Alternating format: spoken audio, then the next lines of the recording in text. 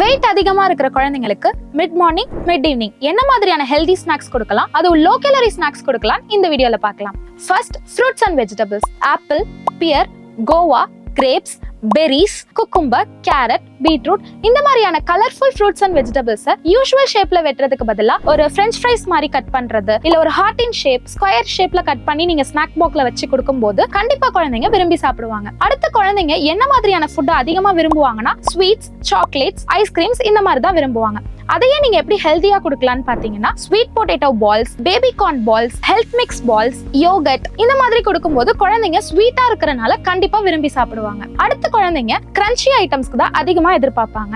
அதையே நீங்க ஒரு மக்கானா இல்ல பாப்கார்ன் இல்ல ஸ்வீட் பொட்டேட்டோவே நல்லா ஏர் ஃப்ரை பண்ணி சிப்ஸ் மாதிரி கூட செஞ்சு கொடுக்கலாம். அடுத்து பிரெட் ஐட்டம்ஸ்.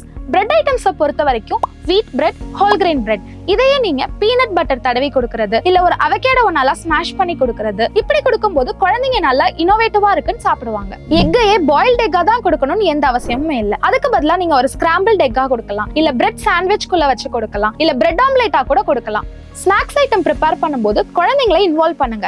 அப்பதான் குழந்தைங்க ப்ரிப்பேர் பண்ணும்போது அதை எப்போ சாப்பிடுவோம், எப்படி சாப்பிட போறோங்கிற ஒரு ஈகர் அவங்களுக்குள்ள வர ஆரம்பிக்கும். அண்ட் செகண்டா பார்க்கும்போது ஹைட்ரேஷன் குழந்தைங்களுக்கு ரொம்ப முக்கியம். Tender coconut water, butter milk, soup, fresh juice இந்த மாதிரியான மெத்தட்ல கூட ஹைட்ரேஷனை பேலன்ஸ் பண்ணலாம். நான் சொன்ன இந்த லோ கேலரிஸ் ஹெல்தி ஸ்நாக்ஸை நீங்க ஃபாலோ பண்ணும்போது குழந்தைங்களை ஹெல்தியான வெயிட்லயும் மெயின்டைன் பண்ணலாம். அதே மாதிரி ஒபீஸ் ஆகாமையும் ப்ரிவென்ட் பண்ண முடியும்.